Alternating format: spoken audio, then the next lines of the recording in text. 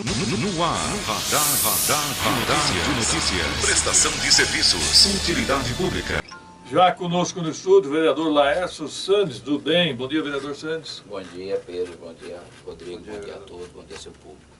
Obrigado pela presença. Bom, tem uma pergunta aqui que já ficou, vereador Sandes, do seu ex-colega metalúrgico, Heleno. O senhor já tem posição sobre a reforma da Previdência? Pedro, eu não só tenho reforma, como já me manifestei publicamente na Câmara Municipal. Eu acho que a reforma da Previdência que o Michel Temer está encabeçando está de forma tão bagunçada que ele só está realmente tirando o direito dos trabalhadores de um modo geral, sem expor os números como é hoje, a arrecadação da Previdência, todo o sistema S de arrecadação, fazer uma contabilidade separada, porque hoje você tem muitas aposentadorias, são chamados trabalhadores rurais, aqueles que realmente não contribuíram para o sistema previdenciário e se beneficiam dele. Não que seja de retirar esse direito, pelo contrário, mas você fazer uma contabilidade do que realmente é previdência, quando você paga prevendo o futuro, e aqueles que têm uma ajuda assistencial, são os trabalhadores rurais, os deficientes, as pessoas idosas e tudo mais. Então, quando você coloca uma contabilidade única, você leva o chamado déficit de quase 250 bilhões por ano.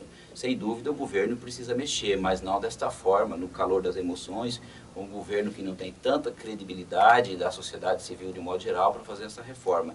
Eu tenho dúvida se o governo vai conseguir avançar de forma como ele está querendo ao longo deste ano. O deputado estadual deixou aqui, até o Alencar deixou uma ideia interessante, uma moção de repúdio da Câmara de Guarulhos. O senhor acha possível? Eu acho possível, mas isso faz um barulho a nível local, mas eu acredito que não agrega tanto. Eu acho que a discussão da reforma previdenciária, ela não tem que ser feita nos holofotes, ela precisa ser feita de forma técnica, de forma aprofundada. Os municípios também precisam participar, porque a reforma da forma que está se querendo, vai se dar um prazo para que os municípios se adequem, se lá for aprovado daquela forma. Então Guarulhos também não pode fugir dessa discussão, até porque nós temos uma outra situação que acompanha a reforma da Previdência a nível local, que seria o eventual regime jurídico único, uma questão que também precisa ser avançada e que o governo local precisa se posicionar a respeito. Vereador, passados 3 meses de governo, o senhor sempre se colocou aqui como um opositor, mas com responsabilidade. Como o senhor tem visto o governo Guti, não só a nível do Executivo, como também na Câmara? Como que a Câmara tem se portado em relação ao prefeito Guti? Rodrigo, a Câmara ainda está caminhando para quase 100 dias de governo. A gente ainda não teve projeto de grande consistência ou envergadura do governo municipal, salvo o melhor juízo. Nós temos 2 projetos de lei que entraram na casa e que estão nas comissões permanentes para análise e eventual votação futura. Eu acho que a nível de Câmara Municipal ainda seria muito precoce se posicionar. Não tivemos nenhum projeto polêmico de grande abrangência para ver qual é o perfil de cada vereador. Quem já está lá para o 2º, 3º mandato, a mídia, a população já sabe mais ou menos como que se deve se portar. No entanto, aqueles que estão lá de 1º mandato, a gente ainda não sabe. Eu acho que é muito cedo. No que diz respeito ao governo municipal, eu acho que ele ainda está procurando se ajustar, se alinhar. Não há dúvida que está um pouco ainda a se organizar. Muitas questões, a meu ver, de forma errada, está se avançando, mas eu torço que ele corrija, mas corrija em tempo, né? Porque nós já estamos em 100 dias e daqui a pouco é meio ano, já passou praticamente 1/4 do governo, do mandato do prefeito Guti. A gente torce, sem dúvida eu vou estar dando o apoio no que for útil e conveniente e não vou deixar de exercer o meu papel crítico enquanto representante da população. Faltou uma semana, né, para os 100 dias. Uma semana. Agora, como é que o senhor observa a novela Redenção dos Cargos Comissionados? Vai chegar ontem, vai chegar hoje, vai chegar amanhã? Pedro, isso eu acredito que é uma insegurança, porque essa situação já era para ter sido resolvida. Por mais que se critique a existência dos cargos comissionados, eles são necessários em toda a administração pública, porque você precisa ter pessoas de confiança para lhe representar lá, ocupando, por exemplo, o cargo de gerência, o cargo de supervisor. Ninguém vai aceitar um cargo se não tiver um plus, um salário a mais nesse tipo de serviço. E chegando a 3 meses nessa indefinição, isso gera uma insegurança jurídica até para a administração municipal. Nós encontramos situações aí onde precisa, por exemplo, no HMU, um ou outro funcionário lá de auxiliar do comando daquela localidade, nós não temos. Então eu acredito que o governo precisa ser mais ágil, mais rápido nesse tipo de situação e não toda vez que tiver uma medida judicial, por exemplo, segurar os projetos para fazer nova adequação.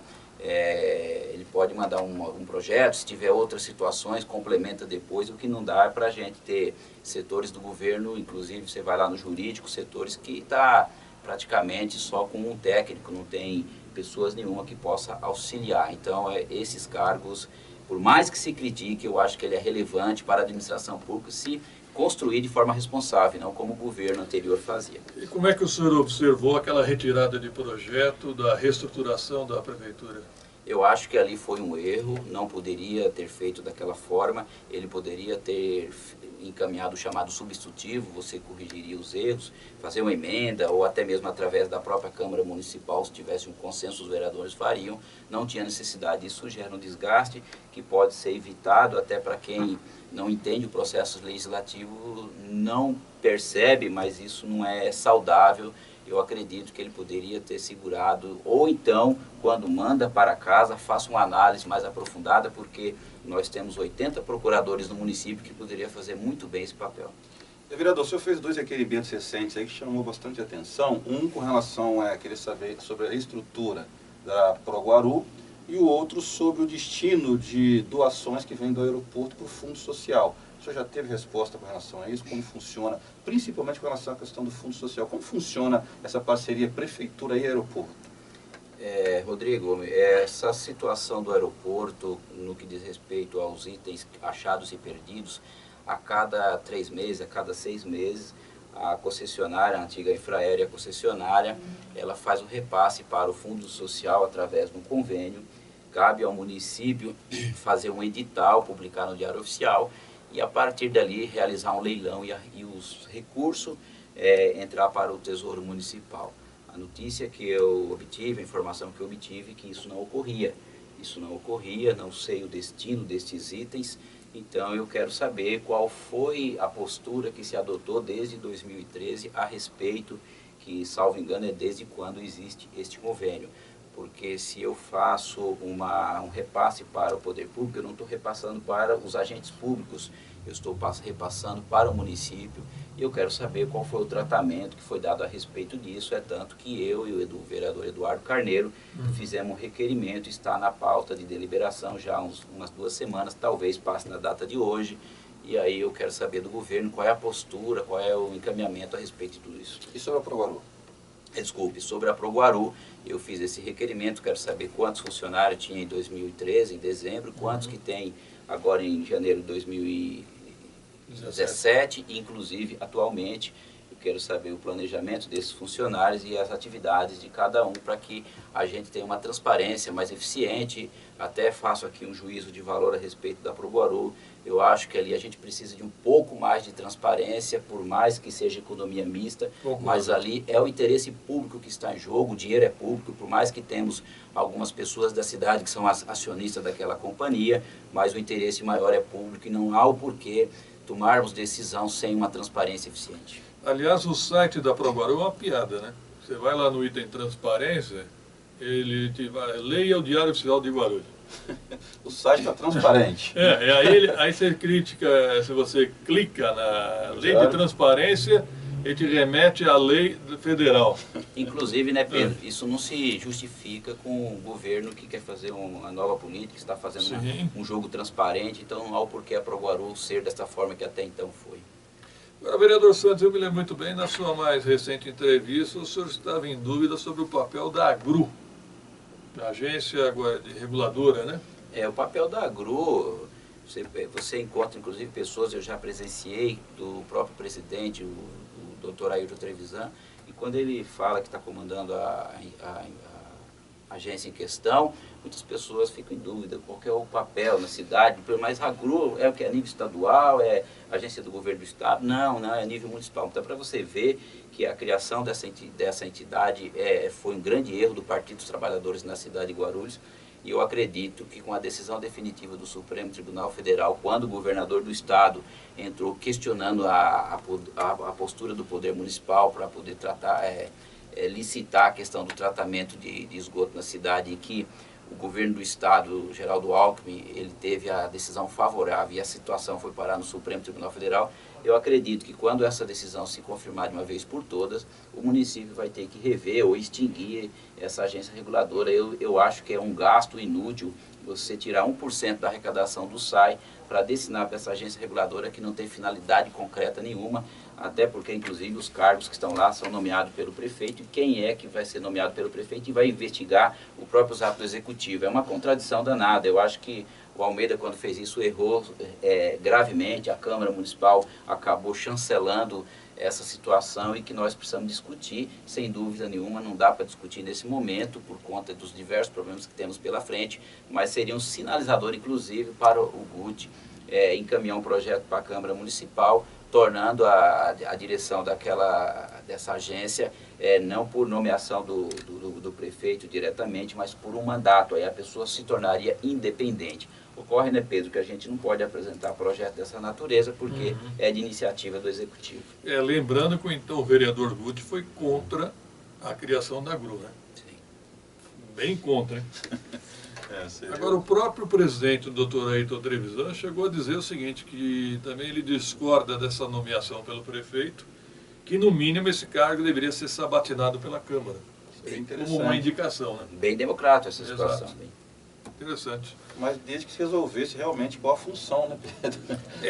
E eu posso estar enganado, vereador Sandro, eu acho que a GRU foi criada quando havia intenção de terceirizar com a OAS a captação de esgoto e tratamento, não é isso? Exatamente, por conta da parceria pública-privada, precisa ter uma agência para tal. Mas como isso se perdeu, eu acho que ocorre que a legislação impõe que tem uma agência fiscalizadora, só que ela não diz que é a nível municipal.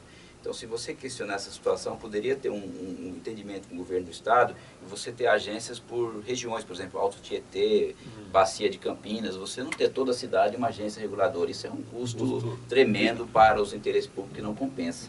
Entendi. Fala, Rodrigo. Não, eu só queria finalizar, no último final de semana, vereador, teve uma passeata com relação ao autismo, parece que o senhor tem uma lei nesse sentido aqui em Guarulhos, muitas pessoas participaram aqui na região central da cidade. Queria que o senhor falasse um pouco da importância desse lado social também de vereador. Essa causa é uma causa nobre, como diversas outras. Foi logo no início do meu primeiro mandato, a gente propor uma lei que foi criada, incluindo a data do dia 2 de abril no calendário oficial do município de Guarulhos.